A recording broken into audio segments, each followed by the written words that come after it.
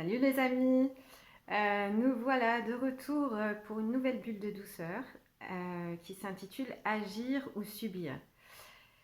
Il fait pas beau aujourd'hui, il pleut, donc je me suis remise à l'intérieur pour cette vidéo. Donc agir ou subir, euh, ça vient d'un constat, j'observe en ce moment. Vous savez que je m'inspire beaucoup de ce que je rencontre avec mes clients dans la semaine. Et là, c'est vrai que la problématique récurrente, c'était souvent d'avoir un travail difficile à vivre, que les gens subissent. Et, euh, et finalement, c'est une problématique qu'on rencontre tous. Donc, quand on est dans une situation inconfortable, ou même désagréable, ou parfois même destructrice, on perd du temps à lutter contre, parce que c'est pas la situation qu'on souhaiterait.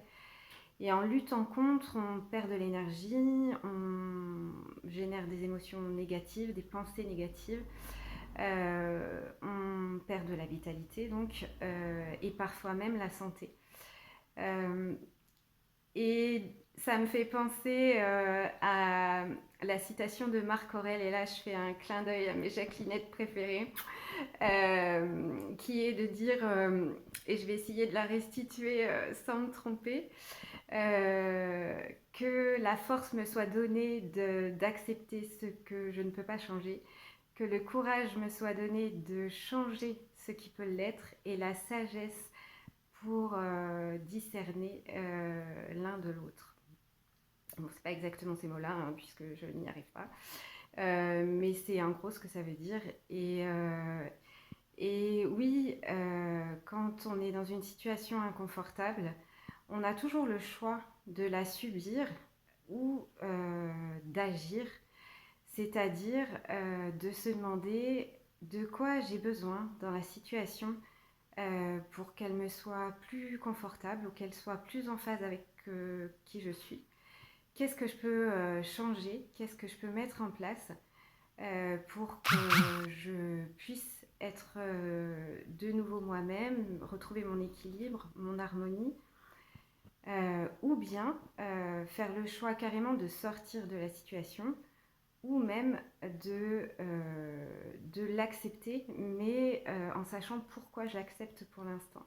Et à ce moment-là, ça devient un choix et non plus quelque chose que je subis et qui me détruit. Donc ça peut être le cas, oui, pour un problème professionnel, des collègues aussi avec qui j'ai un rapport difficile, ou moi j'ai passé par exemple un moment dans mes activités professionnelles où j'avais l'impression de végéter. Ça peut être un problème de santé qui nous tombe dessus, et qu'est-ce qu'on peut faire avec ça? Euh, voilà, je pense que ça peut tous nous concerner à un moment donné.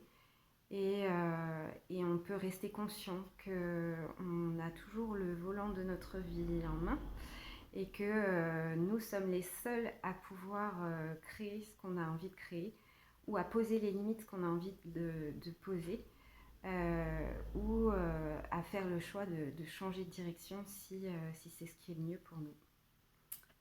Voilà les amis pour aujourd'hui. À bientôt. Ciao.